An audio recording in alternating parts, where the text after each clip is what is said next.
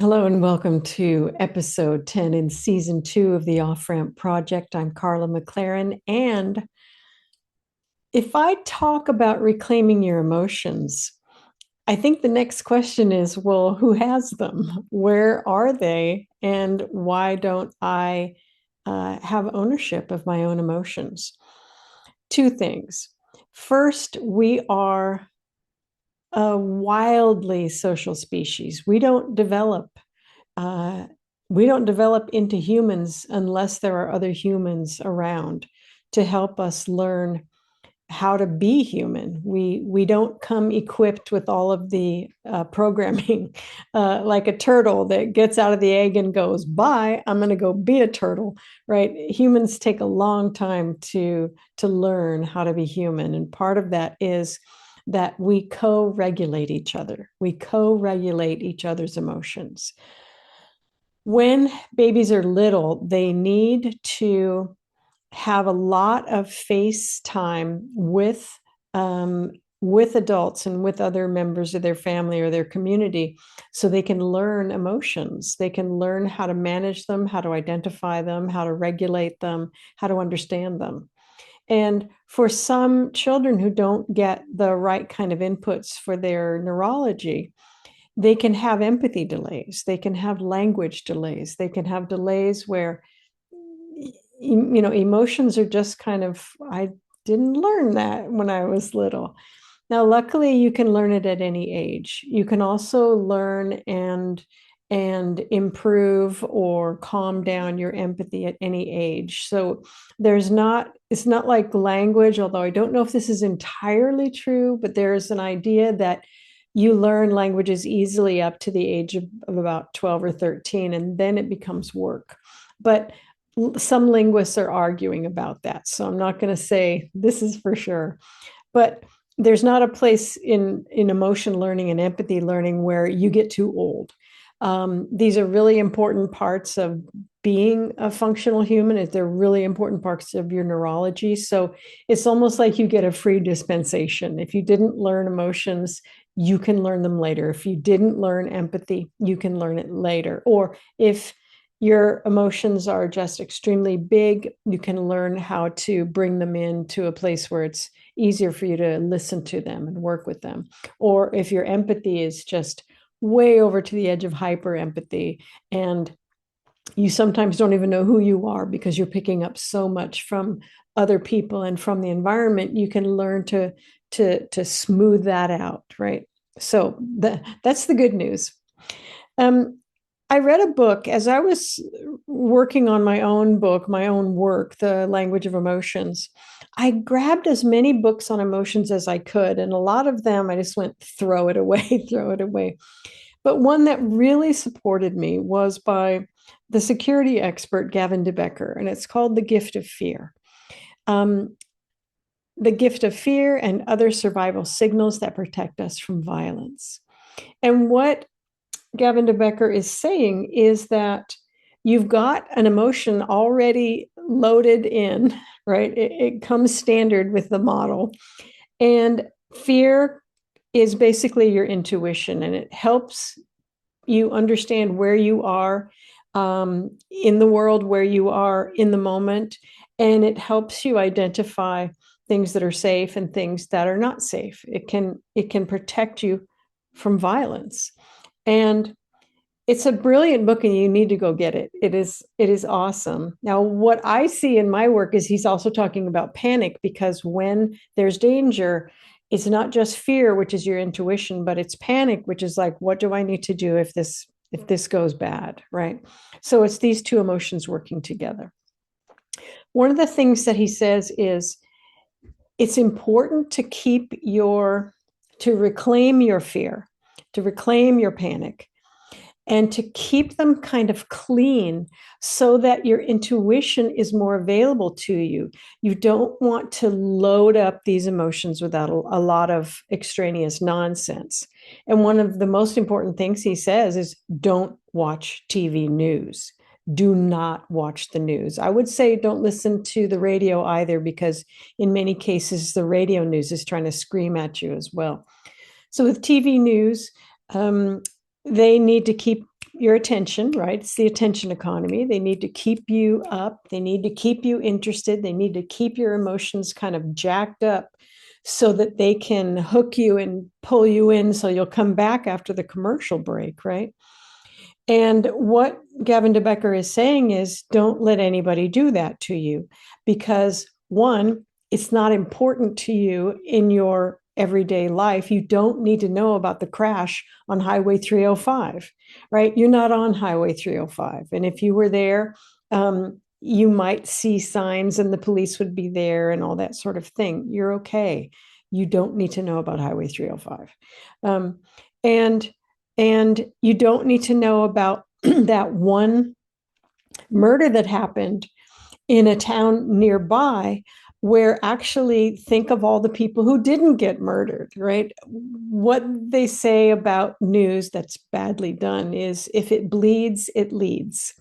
So if it's dramatic, and one of the things about drama is it doesn't happen very often. One of the reasons that we see news stories about big pileups on Highway 305 is because they don't happen very often. How many of us go like a month or two or a year or two without seeing a big crash on the highway? They're unusual. So are murders. Our murder rate is pretty low in the United States. Yeah. So when you see it on the news, it's exciting. It's unusual. It's something you don't see every day. And what Gavin de Becker is saying is because you shouldn't see it every day. And now your system, your fear and your panic are jacked up going, I better never go on Highway 305 and people in that town get murdered, when in fact it's not true. So it's important to get your news from stable and non-manipulative and emotionally respectful sources, right? So that's probably long form journalism, okay? Or it's actual research. It's not people trying to grab your eyes and keep you for the amount of time that needs to be counted so that they can get the best ratings, so that they can charge more money for their commercials, right? None of that is focused on you and your emotional life. It is focused on money. Oh, capitalism. There it is. End stage capitalism. Everything's for sale, right? Reclaiming your emotions means that you're going to be careful about the inputs that you allow and that they are valid, right? Most stuff on the news, on TV news, is not valid to you and me. Maybe the weather report. But notice that even with weather reports, they focus on big things. Do you remember there was a new way of talking about big rainstorms called the bomb cyclone? It's not just a cyclone, it's a bomb, right? So even weather has gotten emotionally kind of out of control. So how you manage your emotional system, how your emotional system is being engaged is extremely important to your mental health. It's extremely important to your social awareness, your emotional awareness, and your empathic awareness. Be critical about what's coming towards you. And as you're on social media, and let's say you're on Instagram or Facebook, and it's, you're just scrolling, and notice what emotions are trying to be jacked into, or what emotions people are trying to jack you into. Like I really like that cat video, and now someone's coming on like this and they're like, you need to understand. I'm like, no, I probably don't. Not if you're doing with that. Not if you're doing with that hand and telling me what I don't need that. So I go back, or I X out that person. Not interested, right? Unfollow, snooze for 30 days. You need to move on. Yeah. So if we're talking about reclaiming our own emotions, it would definitely be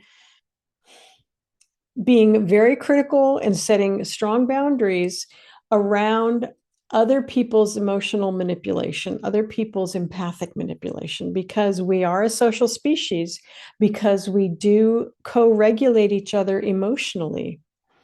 And if we don't get enough good co-regulation. We may have to catch up in adulthood because we didn't kind of build that foundation that we needed to be emotionally and empathically stable, right? Then it's even more important that we be very aware of what is trying to come in at us. And anything that's connected to end stage capitalism might need to have, like, we need to have a bouncer about end stage capitalism and the attention economy, because my attention isn't for sale, and my emotions aren't for sale, and my empathy isn't for sale. Yeah. So turn off those things that are just clearly trying to manipulate you. If you like big emotions, and who doesn't, right? Well, go to drama. Don't have your drama, your fake drama in the news. Go to drama if you like to feel huge love or huge fear or huge anger, anything like that. Have fun with it. Be in drama. You know that drama is dramatized, right? And you don't you're not being manipulated in a bad way. You're being manipulated by the drama, but it's something you chose to do. And you realize, I'm on Netflix. This isn't the evening news, right? I'm watching a show. This is a show. This is not the news. This is not the truth, although the news is very often not the truth either. I don't mean fake news, but I mean showing you the crash on 305 as if it's something you need to think about. No, you don't. You're not on 305 right now. And a jackknife truck, they do that, right? There's not anything you're going to learn or glean from it. It's just a bunch of melodrama being thrown at you, and that's not okay. When I talk about being careful with the news, I have found through braver angels, and braver angels are the people who help us move away from the manipulation that has us so really dangerously polarized and isolated from each other. Braver Angels is always sending me emails, and they're very nice emails to get. And they just remind me, oh, yeah, you need to depolarize. Oh, yeah, you need to check if you've been manipulated today into thinking that liberals or conservatives are, the groundswell of evil, whichever one it is that we're supposed to hate today. I need a scorecard. Yeah. But it reminds me continually and gives me lots of like resources to go look at. They're like, look at this, look at this. One of them is Ground News, and I'll link to it in the show notes. Ground News is fascinating because they take, I'm following them on Instagram, and they take a picture that's not overwhelming of sort of, here's a news story. And at the bottom, they have a graph that says how many liberal leaning media outlets have shared this news story, how many conservative leaning media outlets, and how many centrist or, in the middle. And it's fascinating to see that some stories are not given to conservative outlets at all. Those outlets may be aware of the story, but they're not going to serve it to you. And some stories don't get served to you by liberal media. And some are even not really that interesting to central, the center media. And it really helps me see, because I know that you and I have probably thought, how can the followers of Trump or the followers of Biden even think the way they do? How do they come to their ideas? Because to me, they look like they're out of their minds. But looking at Ground News, I'm realizing that people who are in very partisan media are being fed very specific stories with very specific emotional tone. And the media outlets are hooking into them, pulling them further in, and polarizing them, which is manipulation, which is abuse. Yeah. So in many cases, in the time that Gavin de Becker wrote The Gift of Fear, news was still a respectable thing. It wasn't that partisan. It just wasn't even like on our radar that it would be that the media would become so distorted. But now it's crucial to get off of the news. Now it's crucial to find yourself a media purveyor who cares about you, who has done the research, who is not manipulating you, who is not throwing massive emotional tone at you, who is not yelling and screaming and fighting and kicking and setting your emotional system on fire. Your emotions are not for sale. Your emotions and your attention are not for sale. And it's crucial to say no to anybody who hasn't done the work they need to do to get up in your business, right? They haven't done the proper work. They haven't done their research. They haven't been professionals. They have been melodramatic emotion manipulators. And we don't like that. We don't want that. So reclaiming your own emotions makes a lot of sense because we know our emotions belong to us. We know our empathy belongs to us. Our own minds belong to us. But it's hard to reclaim your emotions when there are media, social media, news media who are just desperate to grab onto us and to put their claws into us and keep our attention focused on them, right? And they do it through melodrama, through irresponsible melodrama. So I agree very much with Gavin de Becker. Stay off the news, get to someplace like ground news, or find the center of news media. Stay away from the left, stay away from the right. They've got something to sell you, and you don't need to be buying that. Yeah. I want to go back in time. My son, when he was very little, was a very talented person living in his body and with his mind. When he was 2, he could climb up a cliff. He could use kitchen knives correctly. And it wasn't that I taught him how to do these things. And he could program the VCR. Remember VCRs? Now, this was fine in our house, but when we would go out and there would be something for him to climb and he would go, other adults would start freaking out. And my job was to calm the adults down, to let them know I'm his mom and I'm here and he's really good at this. He's really, just watch him. Just watch him. Don't interrupt what he's doing. And I didn't say this, but with your own emotional difficulties. But just stay still and watch him. And then he would find his way up the thing, and then he would find his way back down. And my job was to keep the emotional tone such that he was going to be safe doing this fairly unsafe thing. And when people would come to our house and he would be going toward the VCR, people would be like, the baby's going to the VCR. It's like, no, sweetie, he's programming it. We want to watch a show later today. He knows how to program it. Yeah. But I realized how much this unusual child needed a kind of a shielding around his strange skills so that other people wouldn't ruin it for him, right? I acted as a mom, as a kind of a mama bear around this child so that he wouldn't be unduly influenced by the assumptions of other people.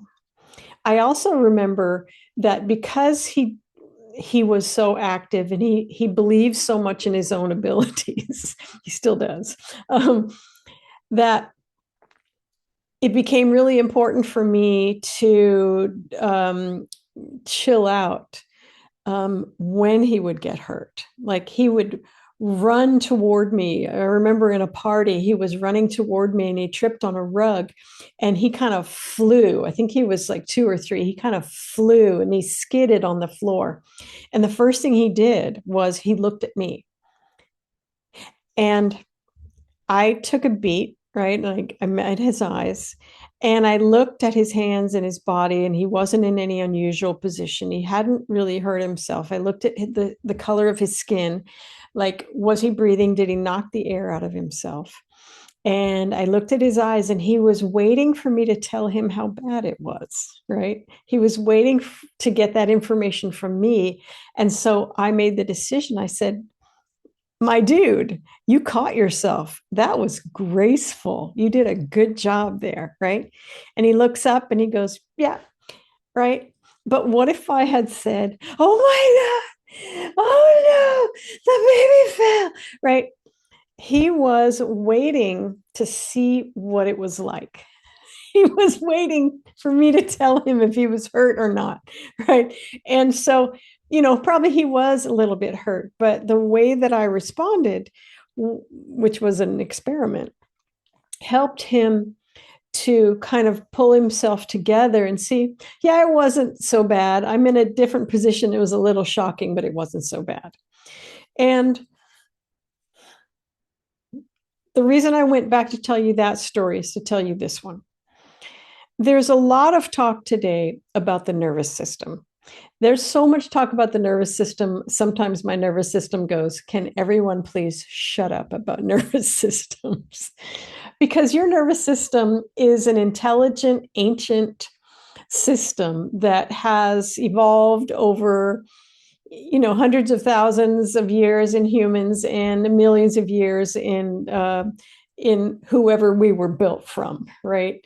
The nervous system is just this amazing thing that does 100,000 things that we don't know anything about, right? And we may never in our lifetimes figure out what the nervous system is doing.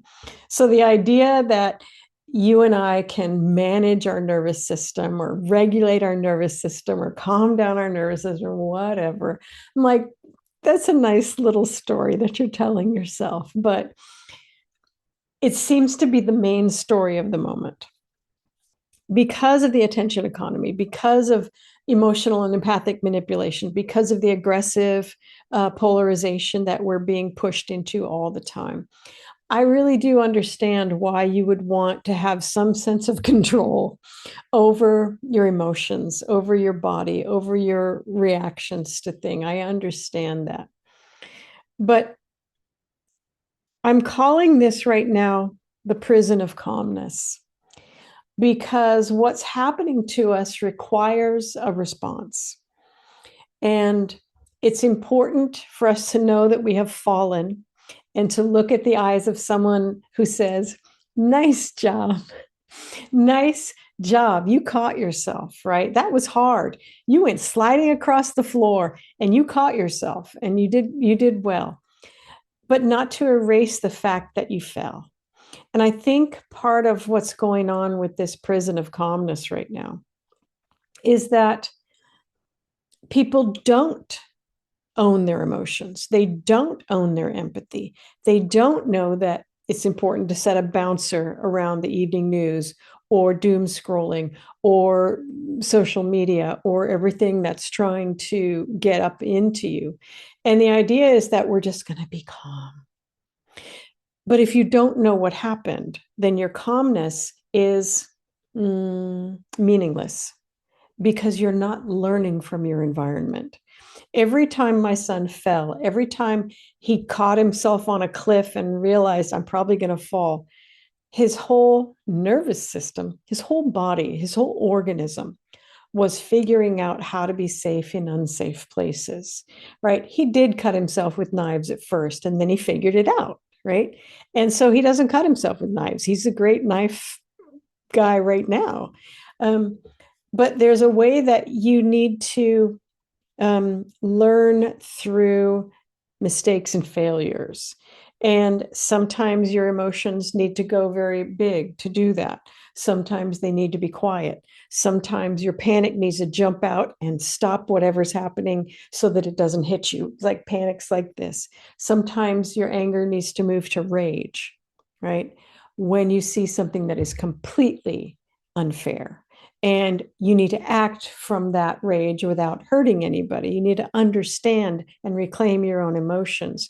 You need your fear, the gift of fear. If someone is trying to scam you or get you into an unsafe situation, you need your fear to be right there, which is why you don't want to be filling your organism with snappy, crappy network news, right?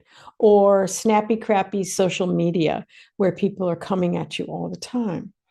It's important to be able to reclaim all of your emotions, the intense ones, the soft ones, the momentary ones, the powerful ones, the depression, the grief, the sadness, the joy, the contentment, the jealousy, the envy, to have that whole world, that whole realm of emotional awareness available to you at all times, especially when people are trying to manipulate you. And moving to the prison of calmness is not the way to do that, because calmness is essentially a way to say that emotions are not okay. It's a way to say that emotions are not okay. And we need to reclaim our emotions from it. There's a book that I read, and you'll see how interesting the book is to me because it has so many post-it notes in it, but it's called McMindfulness, and it's by Ronald Purser. It's how mindfulness became the new capitalist spirituality. And what he says on the back is, Ronald Purser debunks the so-called mindfulness revolution, exposing how corporations, schools, governments, and the military have co-opted mindfulness as a technique for social control and self-pacification. And what that means is self-pacification with the mindfulness industrial complex that we're seeing, mindfulness-based stress reduction or stress relief or whatever, mindfulness in schools, mindfulness in prisons, mindfulness in corporations, mindfulness everywhere you can see, is people are taking us away from the co-regulation that we should do in healthy relationships. And they're putting it all on us, right? Where we have to calm ourselves constantly, not let our not let our emotions go high and low. We have to corral our emotions and our responses to the world. And it takes us away from co-regulation and being able to talk to each other about things and say, did you see that? That was not fair. I'm feeling some rage right now. And the other person, if they're good with emotion, says, well, anybody would feel rage. What do we want to do to make this right? Right? They wouldn't just shut you down. But another thing that it does, if everybody's working on themselves, if everybody's in the prison of calmness, the social structure has free reign to do whatever the heck it wants to do. So if you're in a school, and I don't enjoy school environments, if you're in a school and your organism is like, I've got to get out of here. It looks like ADHD, but you just basically need to get out of school. In a mindfulness environment, you would be entirely responsible for calming yourself down, for breathing in peace and breathing out rage. And rage is like, hold on, I had something to say to you. Oh, goodbye, right? But the social structure now has no responsibility. It is all placed on the child. Right. And in the military, if you're fighting against the unfairness that's there, but they give you mindfulness, your job is to breathe in calm and breathe out social justice or whatever, just let it go. Right. So the military of the structure of the military no longer has responsibility for the terrible situation that they've put people in. Right. Same with corporations. I was a workplace consultant for a while. I still am, but I kind of stepped back from it because So many corporations are just not healthy places for people to function.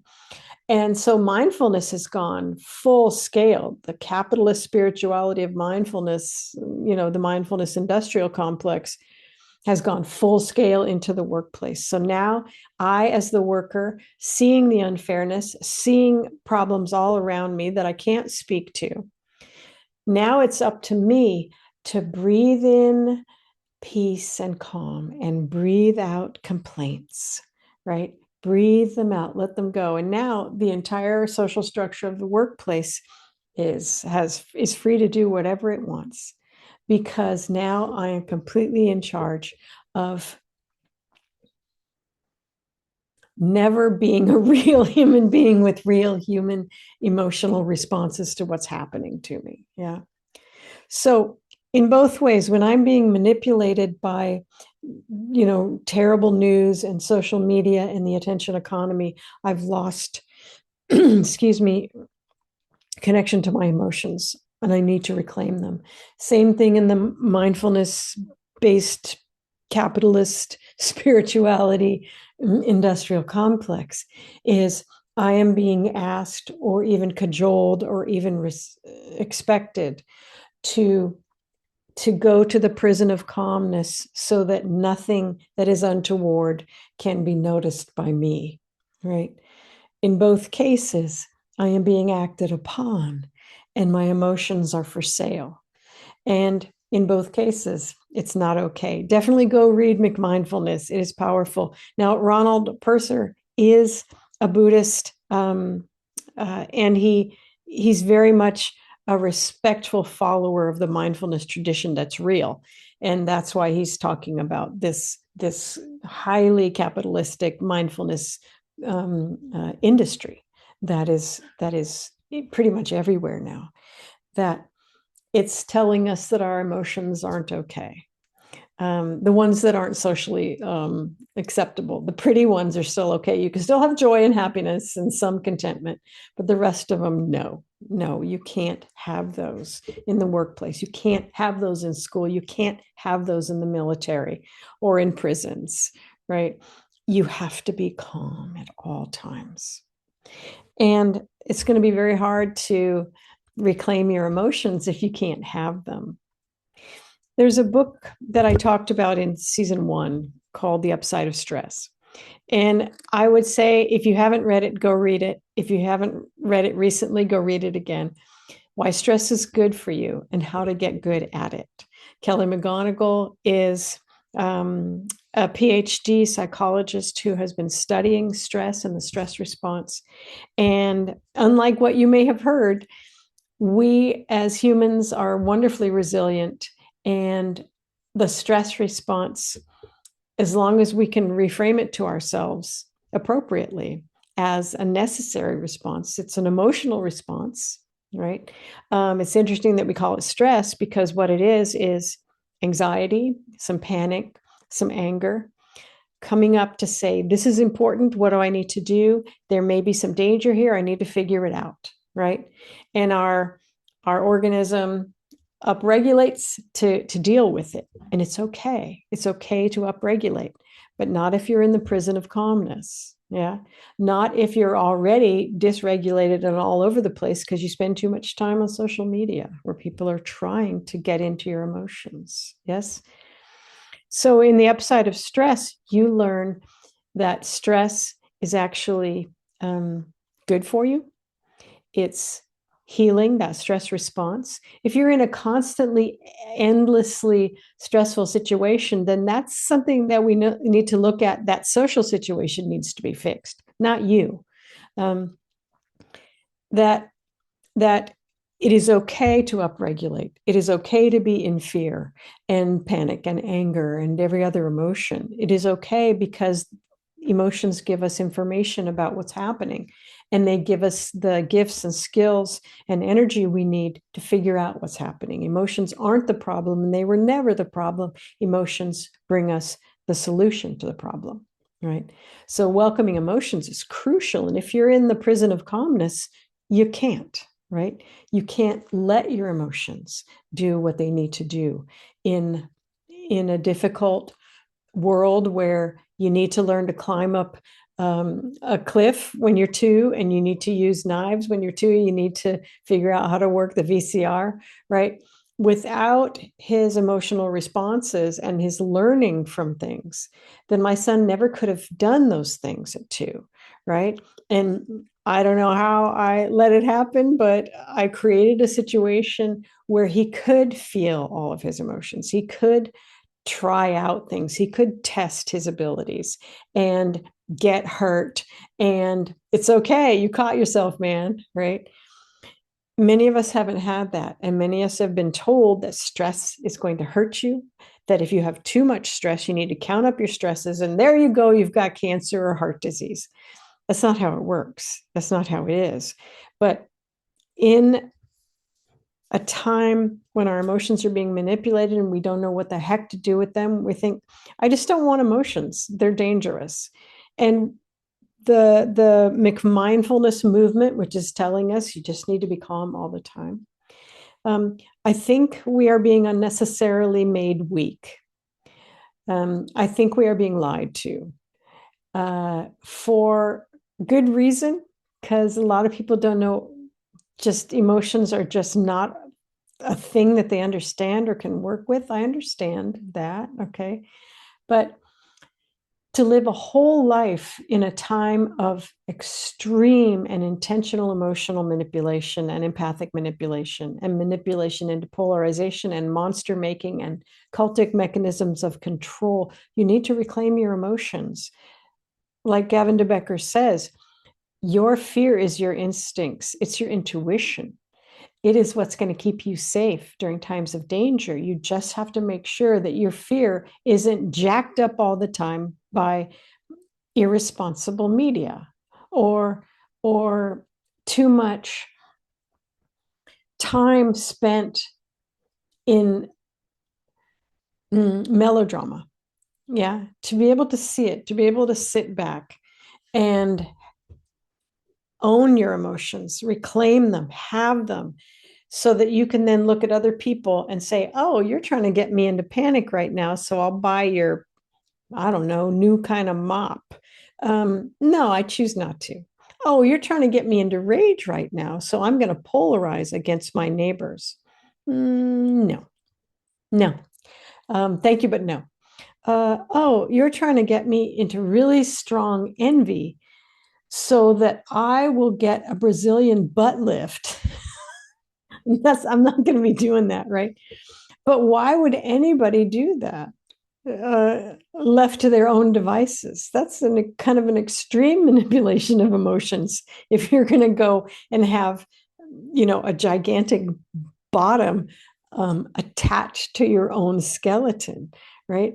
Why would you need to do that if you owned your own emotions? If you could reclaim your own emotions, why would you need to do that? Why do you need that new mop? What's wrong with your mop, right? Why do you need to change your body in extreme and drastic ways? What's wrong with your body? There's nothing wrong with your body. Yeah. Your emotions would tell you this. So I know I just tore into the mindfulness industry, but actually I didn't. It was Ronald Purser who made me do it. But I grabbed that book because I was really, really, really concerned about this idea that you need to be calm at all times. It's a great thing to say to you. If I want to make sure that I can get away with things in the workplace, in a school, in a prison, we need better than that. We need workplaces to not put the entire onus of making the workplace livable on the people themselves, on individuals. We need schools to become better places to be. We don't need the students to do that work for us. Yeah. So as you think about reclaiming your own emotions, get a bouncer on the outside of your emotional system and start looking at, what does that person want me to feel? What does that news story want to evoke in me? What does that social media influencer want me to buy and how are they manipulating me emotionally in order to do it? um, it's okay to look at that. And then maybe you might even feel some anger about that. And the anger can go up and you're going to be fine. You will deal with it. And then you'll get back to a baseline, wherever that is for you. It doesn't have to be where mine is or where the other guy's is, right? But you come back to your own emotions. What does my anger say about that? What does my fear say about that? Does my fear, am I picking up anything in this place that feels hinky or feels dangerous? My panic needs to come and take a look at this, right? To befriend your emotions, to reclaim them, to own them, to not farm them out to the person who does the most melodrama, right? But to bring it in. During a time of extreme emotional manipulation, those of us who own our emotions are going to be safer than the people who just go from thing to thing. They're being dragged by the nose to this thing in the attention economy, right? Reclaim your emotions, own your emotions. Your emotions are not for sale. Your empathy is not for sale. You are not for sale. And it's high time that the people who are trying to buy you realize that. Take good care of you and your emotions and your empathy and every part of your nervous system that you can identify at this point. Take care of your organism. Take care of your social structure. Find the people who are most delightful to co-regulate emotions with and go hang out with them, right? It's not all up to you, and you don't have to be calm at all times. You need to know how to return to calm if you need to, right? If it's important, you need to have that be one of the stops on your train, or no, stops, one of the stops on your train line, right? But it's just one stop. It's not the only thing. It's okay to be in whatever emotion you're in at whatever level of intensity it wants to be, and you're going to be okay. Read the language of emotions. Every emotion has a chapter. I talk about what it is to be in the intense level of that emotion, in a soft level of that emotion, how to understand it along the whole range of its intensities. Your emotions are your friends. Your emotions are powerful. They can be powerful for you and for your own life, or they can be powerful for other people who want to jack into them and turn you into a battery in their machine. I would say, don't do that. Don't be a battery in someone else's machine. Be a fully living organism who contains multitudes of emotion. Thank you. We'll see you next time. Bye-bye.